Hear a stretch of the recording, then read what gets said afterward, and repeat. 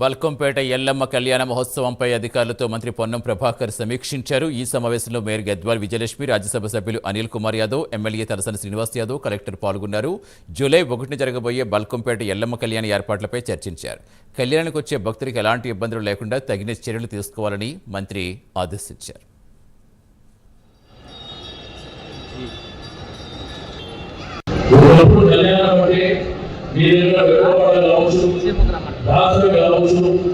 లేకపోతే భద్రాద్రి శ్రీరామ మందిరం కావచ్చు, యాదాద్రి దేవాలయం ఆ స్థాయిలో ఉండాలనేటువంటి సంకల్పంతో ఈ కార్యక్రమాలన్నీ చేసినాం.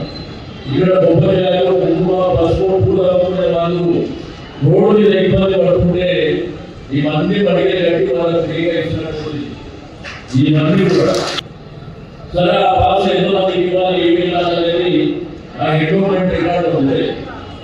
కాబట్టి వాళ్ళ తప్పనిసరి లభిస్తున్నప్పుడు అది కొంచెం వాడేక చేసుకోవాల్సినటువంటి అవసరం ఉంటుంది. రెండోది ఇక్కడ వాలంటీర్స్ ఉంటారు, రాజకీయాల రద్దీగా వాలంటీర్స్ ఉంటారు. దాంట్లో కాంగ్రెస్ ఉంటారు, బీజేపీ ఉంటారు, టీఆర్ఎస్ ఉంటారు, సోషల్గా వర్క్ చేసే వాళ్ళు కూడా ఉంటారు.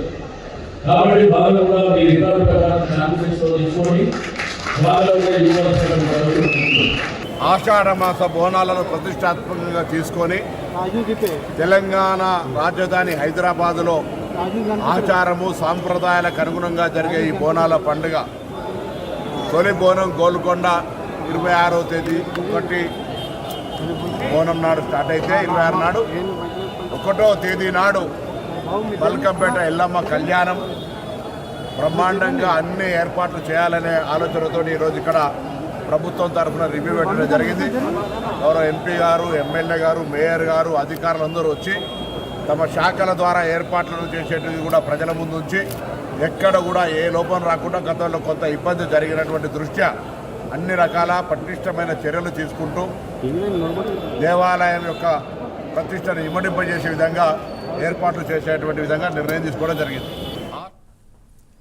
డిప్యూటీ సీఎం భట్టి విక్రమార్క రేపు జయశంకర్ భూపాలపల్లి జిల్లాలో పర్యటిస్తారని ఎమ్మెల్యే